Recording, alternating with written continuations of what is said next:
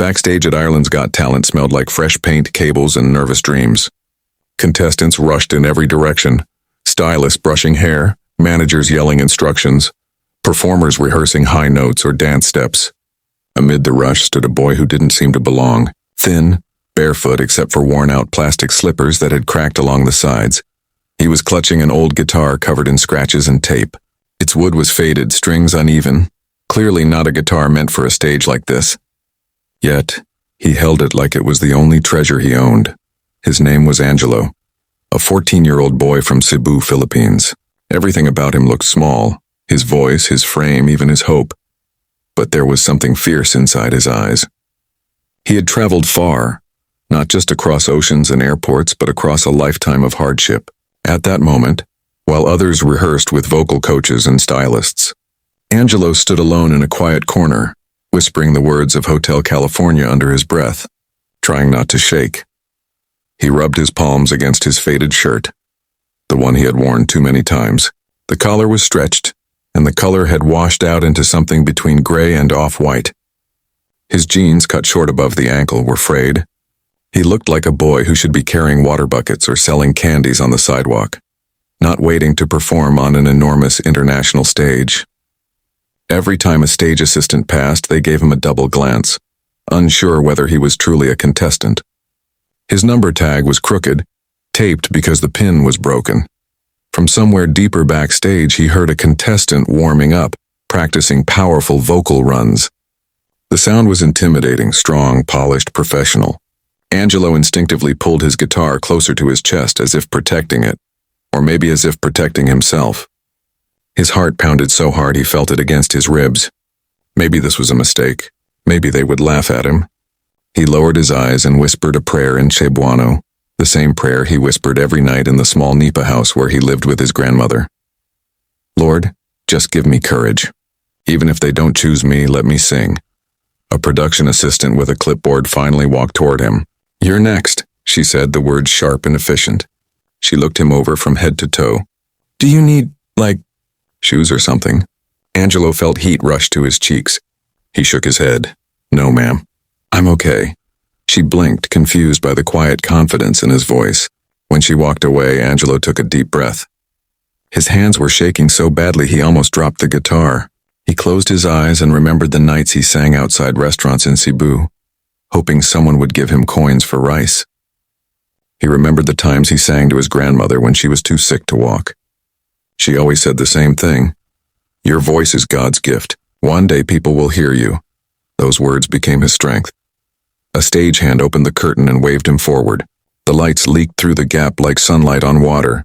Angelo stepped toward that light, barefoot, frightened, but holding on to hope with both trembling hands. In that single moment, the entire world became quiet. He didn't know if he would win or if anyone would even clap. But he knew one thing. He came here to sing, and nothing was going to stop him. Under the blazing lights of the Ireland's Got Talent stage, Angelo felt like he had been dropped into another world. The stage was enormous, polished floor, thick black curtains, bright beams cutting through the darkness like lasers. His bare slippers made a soft scraping sound as he walked to the center. He wrapped his fingers tighter around the neck of his battered guitar, holding it against his chest like a shield. The audience was a sea of unfamiliar faces, hundreds of strangers staring with curiosity and a little confusion. From the judges' panel, microphones caught every breath. The three judges looked at him, waiting. They weren't unkind, but their expressions revealed surprise, even doubt. A boy like him, thin, clothes faded from too many washings, carrying a guitar that looked rescued from a trash heap, was not what they expected on a stage known for polished performers. One judge leaned forward, resting his chin on his hand. Hello, what's your name? His voice echoed through the speakers. Angelo swallowed.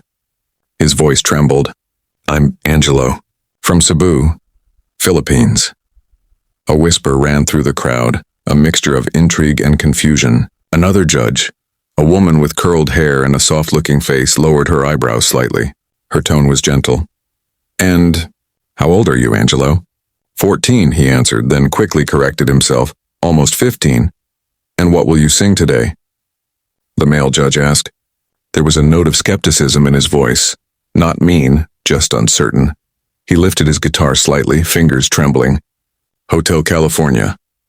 There was a small, unexpected laugh from somewhere in the audience, not cruel, just surprised. The judges exchanged looks. One of them even raised an eyebrow as if silently saying, "This should be interesting."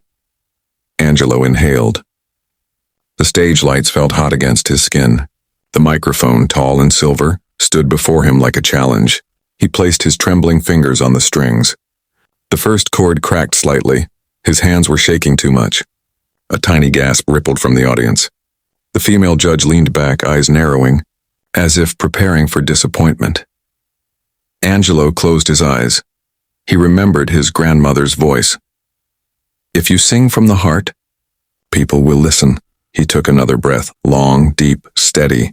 This time, when he strummed, the guitar released a clean sound, full and warm. Then he began to sing. On a dark desert highway. The first note was soft, rounded, pure, like a whisper of wind passing through open fields. The judges straightened instantly. The female judge's lips parted, stunned. The male judge's eyebrows rose slowly as though he were hearing something impossible. The auditorium, once buzzing with chatter, fell completely silent. Cool wind in my hair. His voice grew stronger, soaring yet gentle, with a sweetness that touched something raw and unguarded in everyone listening. It wasn't just talent, it was soul. Something rare. Something born from hardship and hope. The audience leaned forward. A woman near the front clutched her chest. By the time he reached the chorus, his voice poured emotion into every lyric. You could hear everything he had lived through. Hunger, struggle, dreams he was afraid to speak aloud. He wasn't just singing the song. He was living it. The female judge blinked fast, her eyes glassy with tears she was trying not to show. One hand moved to her heart without her noticing. Another judge whispered to the one beside him. Unaware his mic picked it up. "He's incredible." And Angelo, completely unaware of how many hearts he was melting, continued to sing, eyes closed, pouring his entire soul into every note of Hotel California. At the final chorus, Angelo's voice rose with a quiet power no one expected from a boy who looked like he had barely eaten enough in his life. The stage lights softened, forming a warm halo around him. His fingers pressed into the strings of his guitar, trembling, not from fear now, but from emotion. The auditorium was so silent that even the soft scraping of his slippers against the stage could be heard between chords. When he reached the last line, he didn't push for volume. He let the note flow out gentle and pure, like a prayer whispered into the wind. "You can check out anytime you like, but you can never leave." His voice lingered in the air, perfect and fragile. Then he stopped playing. He froze, hands hovering over the strings, chest rising and falling with the force of all the emotion trapped inside him. The silence that followed wasn't empty. It was full of awe, full of disbelief, full of something sacred no one wanted to break too soon. The first sound came from the female judge, a sharp gasp, followed by her standing so quickly her chair rolled backward. Tears slid down her cheeks openly now, sparkling under the stage lights. She covered her mouth with her hand as if trying to contain the flood of emotion, but a soft sob escaped anyway. The male judge beside her blinked rapidly, swallowing hard as he leaned forward. His voice, thick with emotion, slipped into the microphone. That wasn't just singing. That was heart. Someone in the audience whispered, "He's just a boy." Another breathed, "Oh my God." People began rising from their seats, chairs scraping the floor as applause started, soft at first, then swelling like a wave. A second judge stood and clapped slowly, reverently, as though afraid to disrupt the magic still floating in the air. His eyes glistened. But the third judge, the stern one known for being harsh, stared at Angelo with a stunned expression. His jaw trembled slightly before he suddenly slammed his palm down. A loud metallic thud echoed across the hall. The golden buzzer lit up. Confetti exploded from the ceiling in a storm of gold. The audience erupted into screams and applause. Angelo froze where he stood, staring at the confetti raining over him as though he couldn't understand what was happening. The female judge rushed to the stage, heels clicking urgently. She didn't stop at the edge, she walked directly to Angelo. He looked so small in front of her, barefoot, guitar hanging awkwardly at his side. Tears blurred his vision. She knelt so they were eye level, ignoring the cameras, ignoring the spectacle. "You're not poor," she whispered, voice breaking. "You are rich. Rich with talent. Angelo's lips trembled. I just wanted someone to listen. And we heard you, she said, placing her hand gently on his cheek. All of us. The other judges joined her, surrounding the boy, hugging him, clapping him on the back, telling him his voice could change his life. Angelo pressed both hands to his face, crying not from sadness, but from the overwhelming realization that for the first time in his life, he was seen. Above him, golden confetti kept falling like tiny pieces of hope. And on that stage, barefoot and holding a cracked guitar, Angelo realized that his dreams were no longer something he whispered in secret. They were real, and the whole world had just witnessed the beginning.